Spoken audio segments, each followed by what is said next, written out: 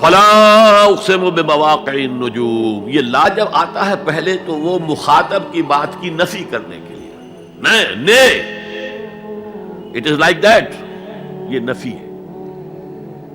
لا اقسم بیوم القیامہ، تمہارے خیالات غلط ہیں، میں قیامت کی قسم کھاتا ہوں۔ تو فرمایا فلا اقسم بمواقع النجوم، وقع یقع کے کیا معنی ہے؟ اور یہ سورت کون سی؟ واقعہ، اذا وقعت الواقعہ، وقع گر جانا، پڑ جانا، یہ ستاروں کے ڈوبنے کی جگہ ہے۔ فلا اقسم بمواقع النجوم وانہ لقسم لو تعلمون عظیم، اور اگر تم جانو تو یہ بہت بڑی قسم ہے جو ہم نے کھائی ہے۔ اس وقت کا انسان کیا سمجھتا کہ ستارے کہاں جاتے ہیں، کہاں غروب ہوتے ہیں، کہاں گرتے ہیں؟ آج ہمیں معلوم ہے۔ سورہ حامیم سجدہ میں جو کہا گیا ہے سنریہم آیاتنا فی الآفاق وفی انفسہم حتی یتبین لہم انہ الحق، ہم انہیں اپنی نشانیاں دکھائیں گے آفاق و انفس میں، یہاں تک کہ یہ بات واضح ہو جائے گی کہ قرآن حق ہے۔ آج ہمیں معلوم ہے خلا میں بلیک ہولز ہیں، اور یہ بلیک ہولز بڑے بڑے ستاروں کے پچکنے سے، پچک جانے سے پیدا ہوئے، اور جب وہ بڑے ستارے پچکتے ہیں، جو خلا پیدا ہوتا ہے، ویکیوم، اس میں بڑی طاقت ہوتی ہے، اس کے پاس سے کوئی سیارہ، کوئی ستارہ گزر جائے اسے کھینچ لیتا ہے قبر کے اندر۔ یہ بلیک ہولز کا تصور، اسی لیے اللہ نے اس وقت کے لوگوں کے لیے کیا کہا؟ فلا اقسم بمواقع النجوم وانہ لقسم لو تعلمون عظیم، انہ لقرآن کریم، یہ بہت باعزت قرآن ہے، فی کتاب مکنون، ایک چھپی ہوئی کتاب میں ہے، لا یمسہ الا المطہرون، اسے چھو ہی نہیں سکتے مگر انتہائی پاک ہستیاں۔ اس کے کیا معنی ہے؟ پہلی بات تو ہمیں معلوم ہو گئی، مراد فرشتے ہیں، بے ایدی سفرۃ کرام بررہ، اسی کی شرح ہو رہی ہے نا۔ اسی سے ایک فقہی مسئلہ نکالا گیا کہ بغیر وضو کے ہاتھ نہ لگاؤ، لیکن اس کا اصل مفہوم کیا ہے وہ سمجھیے۔ قرآن کی روح تک کوئی نہیں پہنچ سکتا جب تک کہ تزکیہ نفس نہ ہو گیا۔ اگر حب مال، حب دنیا، حب جاہ، حب شہرت، اگر یہ تمام محبت میں دل سے نکل نہ جائیں تو قرآن کی روح تک آپ کی اپروچ نہیں ہوگی۔ مولانا روم نے کہا ہے، اگرچہ ذرا میں سمجھتا ہوں کہ انہوں نے بہت سخت الفاظ استعمال کیے ہیں، ماز قرآن مغزہا برداشتے استخاں پیش سگاں انداختے، ہم نے قرآن سے اس کا مغز لے لیا ہے، جو ایسنس ہے وہ کھینچ لیا ہے، ہڈی کا گودا جو ہے وہ ہم نے نکال لیا ہے، ہڈیاں ہم نے پھینک دی ہیں کتوں کے سامنے جو لڑ رہے ہیں۔ علم کلام کا مسئلہ ہے صفات حق حق سے جدا یا عین ذات، قرآن مخلوق ہے یا نہیں ہے، غیر مخلوق، اور بڑے بڑے ہو رہے ہیں اس کے اوپر، یہ کتے لڑ رہے ہیں ان ہڈیوں کے اوپر۔ ہم نے اس میں سے اصل شے نکال لی، وہ کیا ہے؟ اللہ کی محبت، اللہ کی معرفت، یہ ہے اصل شے۔ ماذ قرآن مغزہ برداشتے استخاں پیش سگاں انداختے۔ تو جب تک انسان کا باطن پاک نہ ہو جائے وہ قرآن کے چھلکوں سے کھیلتا رہے گا، چاہے وہ کہنے کو مفسر ہو، قرآن کے باطن تک کبھی نہیں پہنچے گا۔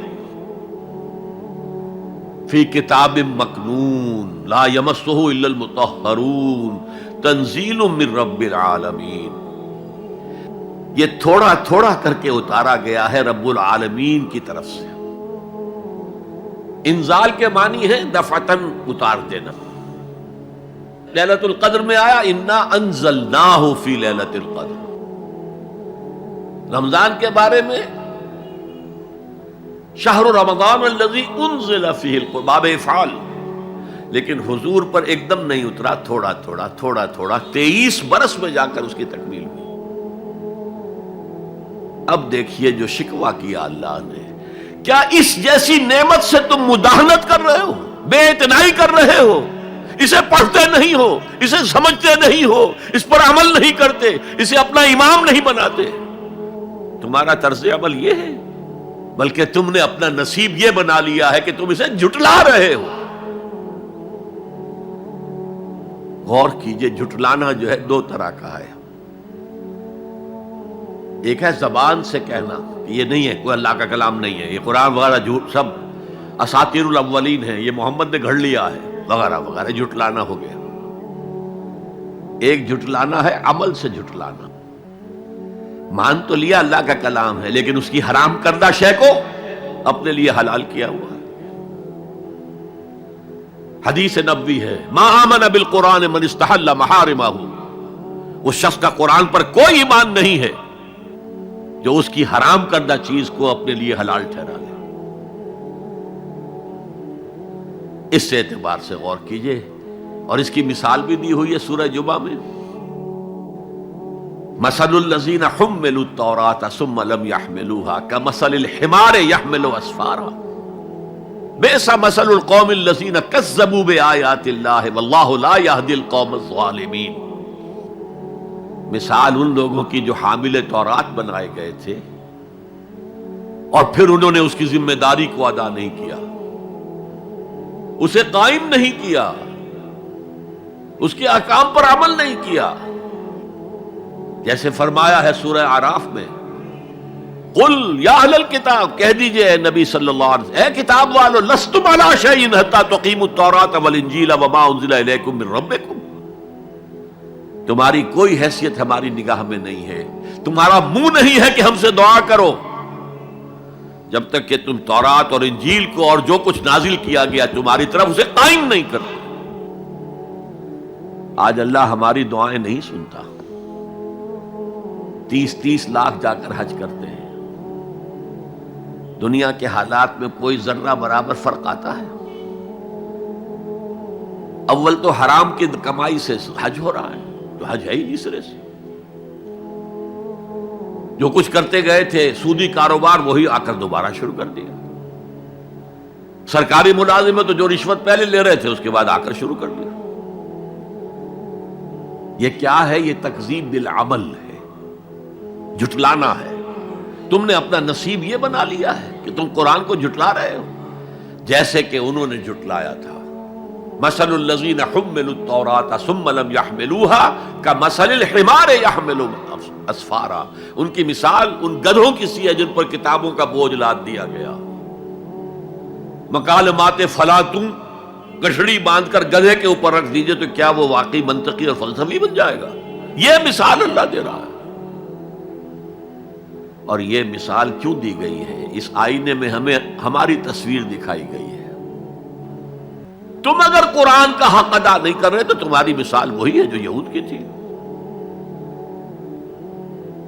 بئس مثل القوم الذین کذبوا بآیات اللہ، بری مثال ہے اس قوم کی جس نے اللہ کی آیات کو جھٹلایا۔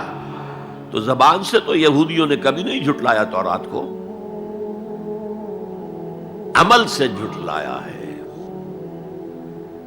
یہ وہ 5 مقامات ہیں جن میں اللہ تعالیٰ نے خود اپنے کلام کی شرح بیان کی ہے، تعریف کی ہے، اس کی عظمت کو بیان کیا۔ اب میں آپ کے سامنے ایک حدیث رکھنا چاہتا ہوں، حضور نے کیا فرمایا۔ ایک حدیث سنا چکا ہوں آپ کو، عن عثمان بن عفان رضی اللہ تعالی عنہ قال قال رسول اللہ صلی اللہ علیہ وسلم خیرکم من تعلم القرآن وعلمہ، تم میں سے بہترین لوگ وہ ہیں جو قرآن سیکھیں اور سکھائیں۔ یہ حدیث بڑی عجیب ہے، یہ ترمذی میں بھی ہے اور دارمی میں ہے، اور اس کے راوی حضرت علی ہیں رضی اللہ تعالی عنہ۔ عن علی رضی اللہ عنہ قال، حضرت علی فرماتے ہیں انی سمعت رسول اللہ صلی اللہ علیہ وسلم یقول، میں نے سنا اللہ کے رسول صلی اللہ علیہ وسلم کو یہ کہتے ہوئے، انہا ستکون فتنۃ، ان قریب ایک بہت بڑا فتنہ رونما ہوگا۔ حضرت علی فرماتے ہیں قلت، میں نے عرض کیا مل مخرج منہا یا رسول اللہ، اے اللہ کے رسول یہ فرمائیے اس فتنے سے بچنے کا، نکلنے کا راستہ کون سا ہوگا؟ جیسے آپ بڑے بڑے حالوں میں دیکھتے ہیں ایگزٹ، عرب ممالک میں لکھا ہوتا ہے مخرج، اگر کہیں آگ لگ جائے، کہیں دھواں بڑھ جائے تو نکلو، لال جو روشنیاں ہیں ان کے اندر جو نیچے دروازے ہیں ان کی طرف جاؤ، یہ مخرج ہے جان بچانے کی۔ یہاں ایک لحظہ توقف کر کے ہمارا اور صحابہ کا جو فرق ہے اس کو نوٹ کر لیجئے۔ اگر ہم ہوتے تو کیا پوچھتے؟ حضور یہ فتنہ کب آئے گا، کدھر سے آئے گا، کیوں آئے گا، کیا ہوگا؟ یہ سارے سوالات کرتے نا، جن کا عمل سے کوئی تعلق نہیں، معلومات ہے۔ حضرت علی نے کچھ نہیں پوچھا، بس آپ نے فرما دیا کہ بہت بڑا فتنہ ہوگا، تو بس ہمیں یہ بتائیے کہ اس سے نکلنے کا راستہ کیا ہے۔ اب سنیے حضور کی زبان سے قرآن مجید کی مدح۔ قال کتاب اللہ، فتنوں سے بچانے والی اللہ کی کتاب ہے۔ فیہ نبأ ما قبلکم، اس میں تم سے پہلے جو تھے ان کی بھی خبریں ہیں، قوم نوح اور قوم عاد اور قوم سمود اور قوم مدین اور آل فرعون اور سدوم اور عمورہ کی بستیوں کے حالات ہیں کہ نہیں؟ وَخَبَرُ مَا بَعْدَكُمْ، اس میں تمہارے بعد جو آنے والے حالات ہیں وہ بھی درج ہیں، ذرا کھدائی کر کے نکالنا پڑتا ہے ورنہ حالات موجود ہیں۔ ایک اوپر کی چیز ہے، سامنے کی چیز ہے، ایک ذرا اندر سے کھدائی کر کے، لیکن یہ کہ حضور فرما رہے ہیں خبرو ما بعدکم وحکم ما بینکم، اور جو بھی اختلافات تمہارے درمیان ہوں گے ان کا فیصلہ بھی اس کتاب میں موجود ہے۔ کاش کہ ہم اپنے مذہبی اختلافات کو رفع کرنے کے لیے قرآن کی طرف رجوع کریں، جو حبل اللہ ہے، واعتصموا بحبل اللہ جميعا ولا تفرقوا۔ تو فرمایا کتاب اللہ فیہ نبأ ما قبلکم وخبر ما بعدکم وحکم ما بینکم، هو الفصل لیس بالحزل، وہ فیصلہ کن کلام ہے، ایسے ہی یابہ گوئی نہیں ہے، یہ قرآن کی آیات ہے۔ انہ لقول فصل وما هو بالحزل، سورہ طارق کے اندر آیا، طارق میں هو الفصل لیس بالحزل من ترکہ من جبار قسمہ اللہ، اگر کوئی جبار شخص اپنی سرکشی میں اس قرآن کو ترک کر دے گا اللہ اسے پیس کر رکھ دے گا۔ وَمَنِ ابْتَغَى الْهُدَى فِي غَيْرِهِ أَضَلَّهُ اللَّهُ، اور جو کوئی ہدایت حاصل کرنا چاہے گا قرآن کے سوا کسی اور چیز سے، اللہ اسے لازماً گمراہ کرے گا۔ کتاب ہدایت تو یہ